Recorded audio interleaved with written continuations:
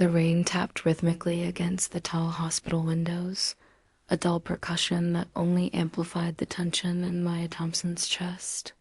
At 32, she had imagined hospitals as places of new life or solemn farewells, not as the stage for her husband's reckless betrayal.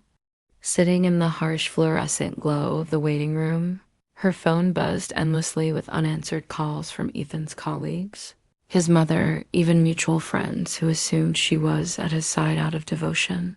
But the reality was far more complicated. Hours earlier, she had been summoned here after Ethan was rushed in from a near-fatal drunk driving accident. The gut punch came when the details filtered through. He hadn't been alone. His mistress had been in the passenger seat, the very woman whose existence Maya had long suspected but had never confirmed. Now, as the nurses whispered and the doctors gave her that practiced look of pity, Maya realized the cruel irony. They still treated her as the grieving wife, the rightful one, even while the mistress's parents stormed in and demanded updates, clutching each other with frantic tears. Maya, invisible in her own marriage, and now invisible in this sterile waiting room, felt her identity crumble. She wasn't the beloved partner standing vigil by her husband's side. She was the afterthought, the shadow, the collateral damage of Ethan's double life. Maya's numbness was both her armor and her prison. While the mistress's parents were ushered into the ICU with sympathetic glances from the staff, Maya sat motionless, her hands gripping her phone so tightly her knuckles whitened. The irony burned her chest. She had given Ethan a decade of her life, sacrificed career opportunities to support his ambitions, and endured countless late nights wondering why he came home smelling faintly of perfume that wasn't hers. And now, here she was discarded, unacknowledged, made to feel like a stranger in the story of her own marriage. The words of the doctors blurred, phrases like critical condition and possible surgery, but they felt like someone else's tragedy, not hers. Because what died for Maya in that waiting room wasn't Ethan, it was the last fragile thread of loyalty she had clung to. Rising suddenly, she walked through the corridors, ignoring the nurse who called her Mrs. Thompson with misplaced sympathy. When the automatic doors slid open, the storm outside swallowed her whole. Cold rain soaked her blouse in seconds, plastering her hair against her face. She didn't cry. She couldn't. Instead, she whispered into the void, "I don't even know who I am without him." The words hung in the rain, both confession and revelation. It was the raw acknowledgement that her life had been so entangled with Ethan's identity that she had forgotten her own. For the first time in years, she felt utterly alone, not just without a partner, but without a sense of self. As she stepped off the curb, rain pooling around her heels, Maya felt the storm battering her from the outside as much as the turmoil raged within. The night was dark, chaotic, an external mirror of her inner collapse. Just as she fumbled for her car keys, a quiet presence interrupted her spiraling thoughts. A man stood a few feet away, tall but unassuming, his navy scrubs damp at the edges from the downpour. His face held none of the pitying sympathy she had endured inside, only a calm steadiness. Without a word, he extended an umbrella toward her. Maya blinked, startled. For a moment, she wanted to reject it, to insist she didn't need saving. But his expression wasn't one of intrusion. It was of simple kindness, an acknowledgement of her humanity at a moment when she felt erased. She took the umbrella with trembling fingers, barely glancing up at him, murmuring a hollow, "Thank you." He gave a small, knowing smile before turning back toward the hospital entrance, leaving her with the fragile gift of shelter from the storm. Maya didn't know his name, Ryan Carter, or that he was one of the eye nurses who had just fought to stabilize Ethan. She didn't know that this fleeting encounter would matter at all. But something subtle stirred within her. The gesture wasn't grand, but in its simplicity, it reminded her she wasn't entirely invisible. The umbrella felt like more than protection from the rain. It felt like a symbol, a quiet suggestion that even in the wreckage of betrayal, there might still be room for new beginnings. Maya stood there for a moment longer, clutching the umbrella, unaware that this was the very first thread of a connection that would one day change the course of her life. Maya Thompson's life once brimmed with color, energy, and possibility. As a young art school graduate, she had entered the world of graphic design with a fire in her chest, believing she could make her mark by blending creativity with meaning. But over the years, that flame dimmed under the weight of her marriage to Ethan. What had begun as romance and shared dreams devolved into manipulation cloaked as love. Ethan's gaslighting was slow and insidious, so subtle at first that Maya didn't notice how easily she began doubting herself. He would criticize her designs with a mocking laugh, suggest she was too sensitive when she defended herself, and remind her that his career was the real anchor of their household, while hers was just art. Friends she had once leaned on drifted away, their invitations ignored at Ethan's urging. They're jealous, he would claim, or they don't really understand our life. Eventually, isolation became her reality, her confidence unraveling thread by thread. Maya's family lived states away, too far to witness the quiet erosion of her spirit, too far to see that she had been living in a gilded cage. Now she moved through her days in a fog, commuting to a design firm where she wore a practiced smile, hiding the cracks beneath. The betrayal she had uncovered, the mistress she never named aloud, remained her private shame, tucked beneath layers of silence at work. Her colleagues saw her as diligent, dependable, but what they didn't see was the exhaustion etched into her soul. She wasn't living anymore. She was functioning, a ghost in her own story, defined not by her own ambitions, but by the hollow weight of Ethan's shadow. Ryan Carter carried his grief like a quiet scar, invisible to most but present in every gesture of kindness he offered. As an A nurse, he had long learned to balance life and death urgency with compassion, his calm demeanor a balm for families in crisis. Yet beneath that composure lay a wound that had not healed, the loss of his younger sister, Lily. She had been only 27 when cancer claimed her, a loss so sharp it threatened to hollow him out completely. For months afterward, Ryan had wandered through his own life in silence, the apartment they once shared now eerily empty. But unlike Maya, whose world had shrunk into secrecy and isolation, Ryan sought refuge in giving. He found purpose in the steady rhythm of hospital shifts, the way holding a frightened patient's hand could momentarily ease their pain, the way his presence could anchor someone in their darkest hours. Outside of work, he volunteered at community centers, helping kids with health checkups, offering quiet smiles and patient reassurances. It wasn't heroism, it was survival.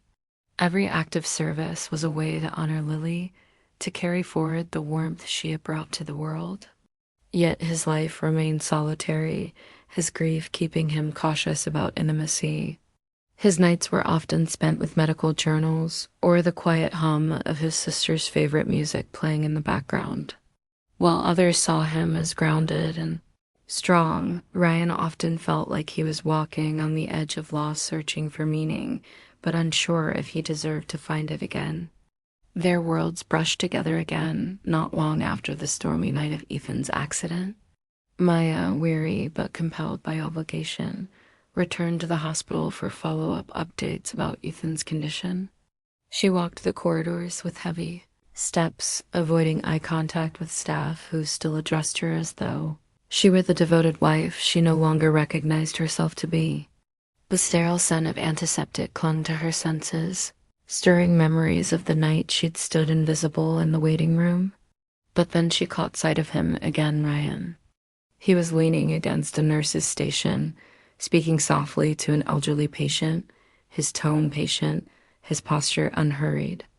There was something striking in the contrast. Where Ethan embodied chaos, recklessness, and ego, Ryan radiated steadiness, humility, and care. Maya didn't know his story, didn't know the grief that shaped his kindness, but she felt its resonance in the way he carried himself. Their eyes met briefly across the hall, not with the intensity of a romantic spark, but with a quiet recognition, as though he saw her exhaustion without judgment. He offered the smallest nod, nothing more, before returning to his work. The interaction lasted mere seconds, yet it lingered with Maya long after. For someone who had been unseen, dismissed, and diminished for so long, that fleeting acknowledgement felt like a lifeline. She wouldn't have named it Hope Not Yet, but in that still moment, Ryan's calm energy carved a space in her heart where the possibility of something different, something gentler, might one day grow. It was the faintest seed of connection, fragile but undeniable, quietly setting the stage for a bond that neither of them could foresee. The discovery came late at night, when the world was silent, but Maya's mind refused to rest. She had logged into their joint account to pay a routine bill, expecting the usual buffer of stability Ethan always claimed to manage. Instead, the number stared back at her like a cruel joke, empty, drained. Line after line of withdrawals confirmed her nightmare, thousands siphoned away, not for rent, not for utilities, but for something called Aurora Wellness, LLC. Her stomach dropped as she connected the dots. It wasn't Ethan's business venture. It was hers, the mistress's shiny new dream project, funded by money that had been theirs. Their mortgage, her savings, her safety net. In that moment, the years of quiet gaslighting, belittling remarks, and subtle control coalesced into a brutal truth. Ethan hadn't just betrayed her heart. He had stolen her future. Rage and despair warred inside her chest, making her pulse throb in her temples. She wasn't naive anymore. This wasn't about poor judgment. This was deliberate, a choice to prioritize his lover's ambitions while leaving Maya shackled to mounting debt. The betrayal was financial, emotional, existential. Staring at the screen, Maya felt her hands tremble, not from weakness, but from the surge of clarity. For years, she had allowed him to define her worth. Now, he had left her with nothing but debt and the raw, undeniable truth that she had been living in a marriage built on lies. When Ethan came home hours later, Maya was waiting. The bank statements printed and spread across their kitchen table like evidence in a trial. Her voice shook as she demanded answers, but Ethan's response was a smirk, a scoff that sliced deeper than any denial could have. "You don't get it, Maya," he said, pacing like a man delivering a lecture. "This isn't theft. It's an investment.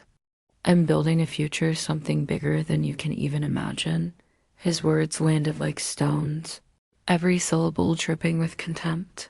He accused her of being small-minded, of never believing in him, of holding him back from greatness. As if her years of sacrifice, of swallowing dreams to support his, meant nothing.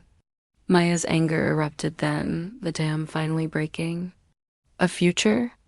She shouted, her voice raw. "Whose future, Ethan? Yours and hers? You've stolen everything from me, and for what? So you can play savior to your mistress?" Ethan's face twisted, defensive and cruel. He hurled insults, calling her bitter, ungrateful, pathetic. The fight escalated until the air felt suffocating with venom.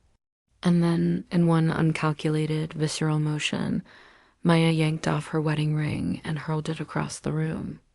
It clattered against the floor, rolling before coming to a stop like a fallen verdict. Breathing hard, she realized this was the moment she had been circling for years, the breaking point. She grabbed her coat, ignoring Ethan's final jeers, and stormed out the door. She didn't know where she was going, only that she could no longer stay. The night air was cold against her tear-worn cheeks as Maya stumbled out into the city streets. She wandered without direction until she found herself outside the hospital, the place where her world had begun unraveling days before. Exhausted, she sank onto a bench near the entrance, her body trembling from adrenaline and despair. She pressed her palms together, trying to steady her breathing, but her hands wouldn't stop shaking. That was when she noticed him again, Ryan, the nurse. He approached slowly, without intrusion, his expression calm yet observant. He didn't flood her with questions or pity. He simply sat down beside her, leaving a respectful distance. For a long moment, silence stretched between them, punctuated only by the hum of hospital doors sliding open and the distant patter of rain. Then, in a voice quiet but steady, he said, "Sometimes it's enough to know you don't have to sit in the storm alone." The words washed over Maya like an unexpected balm. No judgment, no demands, just presence. For the first time in years, she felt something stir inside her. Not love, not even hope, but recognition. Someone saw her, not as Ethan's wife, not as a failure, not as a shadow, but as a person in pain, deserving of being acknowledged. Her breath hitched, and though she didn't respond right away, her trembling began to ease. It was a small moment, almost fragile, but to Maya it felt monumental.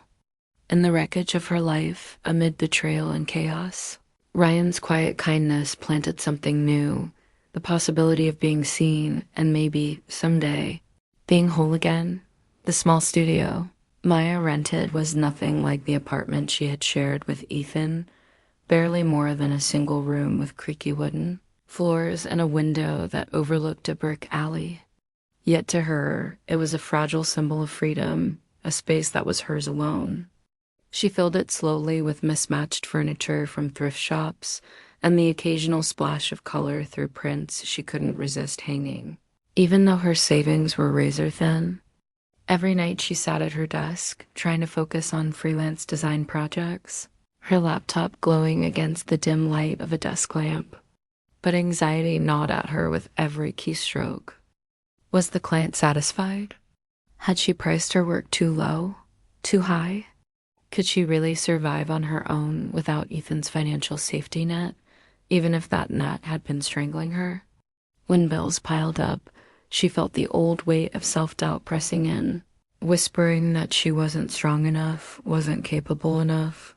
Her mother called often, urging her to return home. "Sweetheart, there's no shame in starting over with family," she'd say, her voice warm but heavy with concern. Yet Maya resisted. Going back felt like defeat, an admission that Ethan had broken her completely. Even if every step forward felt shaky, she needed to carve out a path that belonged to her. The loneliness was sharp, but beneath it was something new, an ember of determination. For the first time in years, she wasn't just surviving for Ethan's sake. She was trying, however clumsily, to live for herself. Ryan became a quiet but steady figure in Maya's new life. He didn't call every day, didn't hover or demand her time, but he had a way of checking in at the right moments, sending a text after a long shift, asking if she had eaten, or simply reminding her she didn't need to carry everything alone. His presence wasn't romantic, not yet. It was grounding. One evening, he invited her to visit the community art program where he volunteered. Maya hesitated, embarrassment prickling at the thought of picking up a paintbrush again after years of letting her creativity gather dust under Ethan's disapproval. But Ryan's encouragement was gentle. "It's not about being perfect," he told her. "It's about remembering the part of you that makes you feel alive." The program was held in a modest recreation center, where children and adults sat around tables littered with paints, clay, and markers. Watching their joy, Maya felt something stir inside her. When she finally dipped a brush into color and swept it across a blank canvas, her hand trembled not from fear, but from the weight of rediscovery. She hadn't realized how much she had missed this part of herself, the part that thrived in creation rather than criticism. Ryan didn't hover or praise excessively. He simply gave her space to create, his quiet presence a reassurance that she was allowed to take up space, allowed to feel. Each week as she returned, her confidence grew a little more, and with it came an unfamiliar sense of possibility. Just as Maya began to steady her footing, Ethan reappeared like a storm cloud on a fragile horizon. He showed up at her studio one evening, disheveled, the bravado that once defined him replaced by desperation. His mistress had left him, and with her departure, so had the illusion of his future. He pleaded for another chance, spinning tales of regret and redemption. "We've been through too much to throw it away," he said, his voice thick with practiced sorrow. He framed himself as the broken man in need of her loyalty, twisting the years of shared history into shackles. For a moment, Maya wavered. The memories of their early days when he had been charming, when she had believed in him, rose unbidden, tangled with the fear of being alone. His words cut at her deepest insecurities, that she was too fragile to stand on her own, that starting over would crush her. Yet even as his manipulation tugged at old wounds, another voice inside her fought back, the fragile but growing self-worth she had begun to reclaim, through her independence and through Ryan's quiet support. She stood in the doorway, her heart a battlefield between past and future. Fear pressed her to consider the familiarity of Ethan's presence, but the faint glow of her rediscovered creativity urged her forward. She realized the choice before her wasn't simply about Ethan. It was about herself, about whether she would surrender to the cage she had finally escaped or continue walking, however unsteadily, into the unknown. And for the first time, she felt the pull toward the unknown might just be stronger. The art program had become Maya's sanctuary, a place where laughter, color, and the hum of creativity drowned out the echoes of Ethan's voice. On this particular Saturday, she stood before a small group of children, guiding them through a lesson on blending colors. Her hands streaked with paint, her heart lighter than it had been in years. But the fragile piece shattered when Ethan barged into the room. His presence sucked the air out of the space, his eyes wild with bitterness and desperation. "So this is what you've reduced yourself to?" He sneered loudly, drawing startled stares from the parents and children alike. "Teaching finger painting like some failed artist? You're nothing without me, Maya, nothing." The words cut deep, but not in the way they once would have. The humiliation wasn't hers to carry anymore. It was his on full display. Before Maya could react, Ryan appeared at her side, calm but resolute. His voice was steady, protective, commanding respect without aggression. "That's enough," he said, placing himself between Ethan and the room. "You don't get to come in here and tear her down." With quiet authority, Ryan guided Ethan toward the door, his presence a shield against the storm. Maya stood frozen, her heart pounding. But for the first time, she wasn't shrinking. She was watching someone stand beside her, not above her, not against her. The children's curious eyes turned back to their canvases once Ethan was gone, and Maya realized that this was it, the breaking point, the moment where she saw Ethan not as the center of her life, but as the chaos she was finally free to step away from. Later that week, Maya agreed to meet Ethan one last time, not out of obligation, but out of resolve. They sat across from each other in a quiet cafe, the same kind of place where they had once shared dreams over coffee, but now the air was thick with finality. Ethan's tone shifted between pleading and condescension, a desperate attempt to reel her back into his orbit. "We can fix this," he insisted, his hand reaching across the table. "You and me, we've been through too much to throw it all away." His words, once intoxicating, now rang hollow. Maya didn't flinch, didn't argue. Instead, she opened her bag and slid a folder across the table. "Divorce papers." Her voice was quiet but steady, carrying a weight stronger than any scream. "You don't get to define me anymore," she said simply. The silence that followed was deafening. Ethan's face contorted, first in disbelief, then in fury, but Maya no longer absorbed his storm. She sat tall, her hands still, her heart oddly calm. For years, she had been trapped in battles of shouting, of tears, of desperate negotiations. But in this moment, she realized that true power wasn't in the volume of her voice. it was in the clarity of her decision. She rose, leaving him with the papers and the hollow echo of his own failures. As she stepped into the cool evening air, she felt the weight of chains lifting, not all at once, but enough for her lungs to finally expand with freedom. That night, as Maya sat on the bench outside the hospital, the place where her story with Ryan had first intersected, he joined her again. The air was still heavy with the remnants of her confrontation, but Ryan's presence carried a quiet steadiness. After a long silence, he spoke not about Ethan, not about her, but about himself. His voice was low, almost hesitant, as he told her about his sister Lily, about watching cancer seal her piece by piece, about the helplessness that had nearly broken him. "I couldn't save her," he admitted, his eyes distant. "So I try to save others. It's the only way I know how to keep moving." Maya listened, her heart aching, not with pity, but with recognition. For so long, she had equated strength with unbreakability, with holding everything in, with never faltering. But Ryan's vulnerability showed her another truth. That strength wasn't the absence of pain, but the courage to live honestly within it. His confession cracked something inside her, shattering the belief that she had to be perfect, untouchable to be worthy of love or even survival. Tears slipped down her cheeks, not from despair but from release. For the first time, she allowed herself to feel fully seen, not just as a broken woman rebuilding, but as a human being capable of both fragility and resilience. Sitting beside Ryan, she realized that her story wasn't ending in betrayal, it was unfolding into something new, built not on illusions but on truth. And in that quiet moment, the storm inside her finally began to calm. The turning point in Maya's career arrived quietly, almost unexpectedly. What began as a small freelance commission blossomed into a major design project for a respected local brand.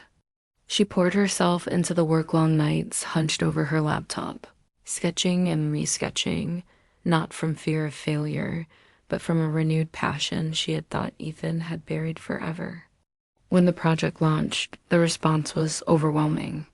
Clients praised her creativity, colleagues reached out with admiration, and for the first time in years, she looked at her reflection and saw capability instead of doubt. At the art program, the children noticed her energy shift too. She began mentoring a few of the older girls, showing them not only how to mix colors or shape clay, but also how to find confidence in their own voices. "Your art doesn't have to be perfect," she told them. "It just has to be yours." In guiding them, she found herself reclaiming the advice she had once needed but never received. Each workshop became both a lesson and a quiet revolution. Maya stepping into the role of the mentor, leader, and role model she had once longed for. It was no longer about surviving Ethan's shadow. It was about building her own light and watching it ripple outward to others. The envelope arrived one gray morning, tucked between bills and junk mail. Maya opened it with steady hands, her eyes scanning the legal confirmation. Divorce finalized. She exhaled deeply, waiting for bitterness or grief to sting, but instead, a profound sense of relief settled over her. The chapter was closed, not with vengeance, but with release. Ethan no longer occupied her thoughts as a looming presence. He was simply part of a past that no longer had power over her. That evening, Ryan joined her at the community center after his shift. Their conversations had grown more personal over time, their silences more comfortable, their companionship rooted in mutual respect and shared healing.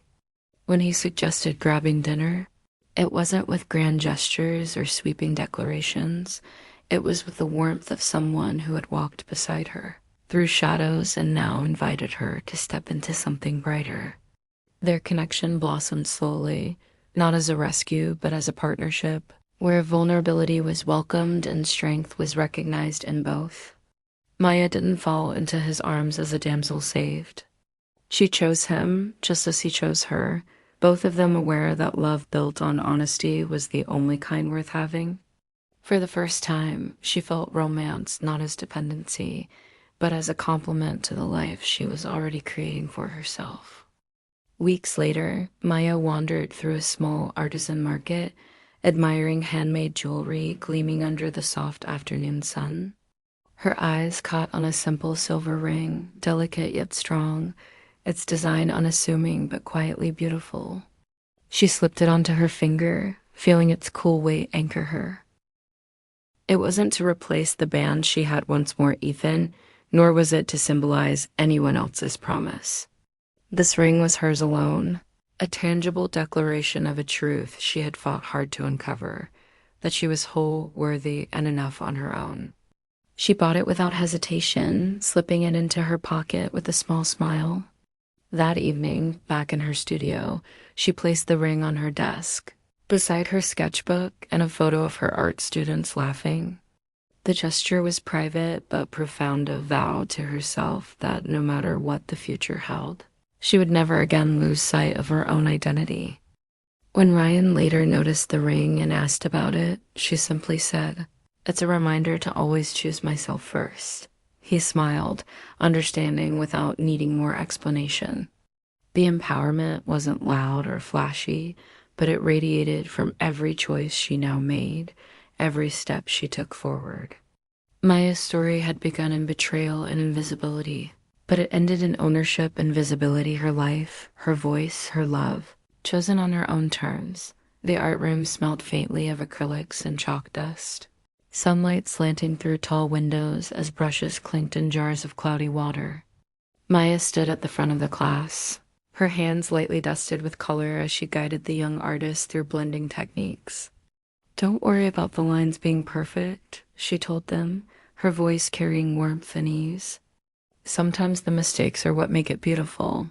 The children leaned in eagerly, their little hands smearing, mixing, and experimenting with fearless abandon. One girl, no older than 10, looked up and asked, "Is mine good enough?" Maya knelt beside her, smiling. "It's more than good enough. It's yours." The room erupted in chatter and laughter, and in the middle of it all, Maya found herself laughing too loud, unguarded, real.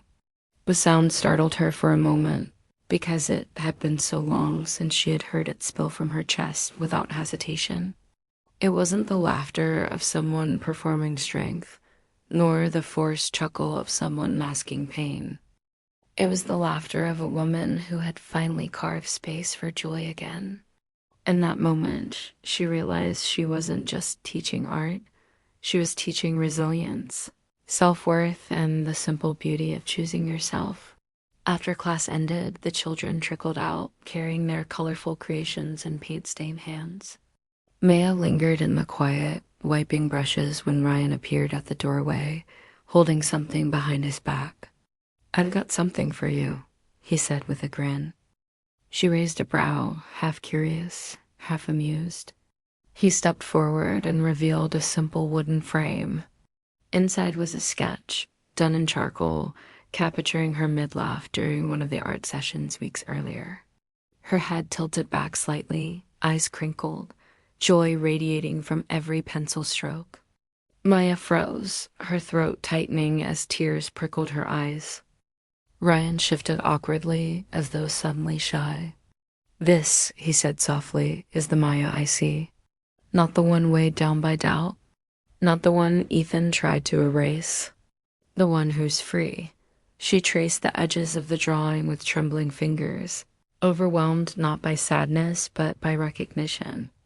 For so long she had struggled to believe she was more than her scars. Yet here she was, reflected through the eyes of someone who saw her fully, without pity, without judgment, just truth. The sketch wasn't merely a gift. It was a mirror, one she had needed long before she knew how to ask for it. That evening, as the sun lowered into a crimson horizon, Maya stood alone in her studio. The walls were lined with her students' artwork, splashes of color that hummed with life. She held Ryan's framed sketch in her hands, the fading light catching on the charcoal strokes, and slowly she hung it on the wall above her desk. Stepping back, she studied it as though it were part of her own gallery. There she was, not broken, not diminished, but alive, laughing, whole. Her lips curved into a smile, soft at first, then fuller, freer, until it spread through her entire being. This wasn't the cautious smile she had once offered in photographs beside Ethan, or the forced grin she had used to convince her mother she was fine. It is a smile born from survival, growth, and reclamation. The room fell quiet except for the rustle of the evening breeze, and she whispered to herself a truth she now carried like armor: I am enough. In the background, her voice could almost be heard as a narration, carrying her story outward. I thought betrayal ended me, but it only cleared the space for someone to teach me how to smile again, starting with myself. The final image lingered. Maya, silhouetted against the warm glow of sunset, standing tall beneath her own portrait of Joy, a woman finally at peace. Not because someone saved her, but because she chose to save herself.